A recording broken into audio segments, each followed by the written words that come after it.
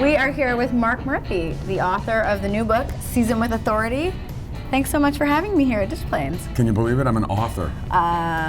My high school teachers would probably never believe it, but it's okay. But it's true. It happened. So tell me a little bit about this book, and what does that mean, season with authority, for those who are afraid of seasoning? Well, for me, I feel as though the home cook really needs to sort of step it up and start seasoning. And I find you go to people's houses sometimes, or even people that are cooking for kids. I was at a friend's house once, and she was cooking broccoli for the kids, and she took it out of the steamer and put it on their plate. I'm like, wow, these kids aren't sick. They're not in the hospital. They're allowed some salt and pepper, maybe a little olive oil. Maybe a lemon. Maybe some lemon juice. So I seasoned it up for them. I took it off their plates. I seasoned it up, put it back down. Their kids were like, this broccoli is delicious. And I feel like people just don't, they're afraid of it. Everybody's saying how bad salt is for you, but salt actually brings flavors out. No, you don't dump a bucket of salt in there. Right. You gotta dump the right amount in. Right, and so what is the secret to the right amount of seasoning? I mean, it's obviously a lot of practice, but how do you get to that place of knowing, like, okay, I put the right amount of salt, I put the right amount of pepper, this is where this spice is needed. How do you figure that out? It's sort of like people say, how do you learn about wine? You just got to keep drinking wine. Right. But you do it. You have to just keep cooking. I always tell people, take 2 bunches of carrots, cook them at the same time. One of them use seasoning, and one of them use less seasoning. Figure out, and then you can sort of start gauging. Oh wow, that extra salt in there really brought the flavors of the carrots out. Right. Steak's a very important one. I want to show you that later. Season the steak, some people season the steak, they're like very, very gentle. It's like, what are you doing? Steak, you got to get the flavor in there, you got to get the salt and pepper's got to get in there. And so what are some of your go-to seasonings, beyond the typical salt and pepper, things that you think can enhance almost any dish, like go-to easy I mean, I'm big into acidity. I love lemon juice. I love sherry vinegar, 2 of my favorite acids. Things I like for background, anchovies, capers, olives, delicious. Mustard, I can't live without mustard. It's all about tasting as you go. I mean, when you're making a vinaigrette, you put your oil in, you gotta taste, you just gotta keep tasting.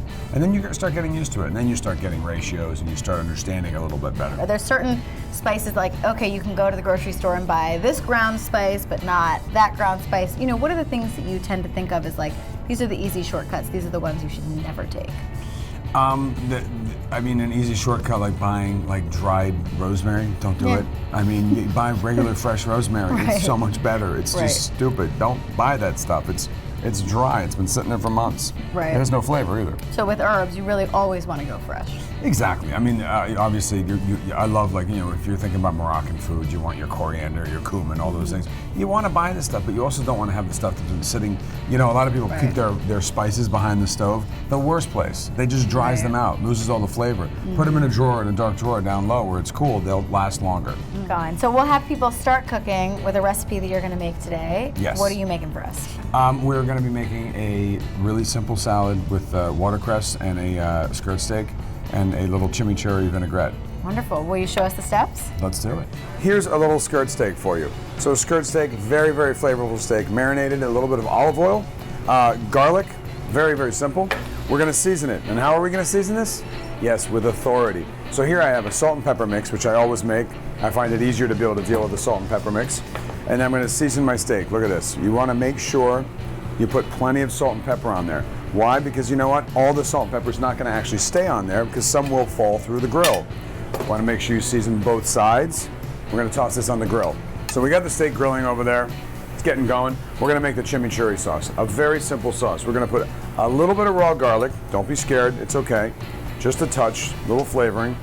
We're going to put some red onion in there, some chopped up red onion. Now red onion, as you know, if you leave it raw, it's going to have a little bit of a bite. But this is going to marinate with the sherry vinegar and lemon juice. It'll be just fine. We're going to put a little bit of chili flake for some heat. We're going to put a little bit of cilantro and chopped parsley. There we go. And now we're going to put in our sherry vinegar, all of it.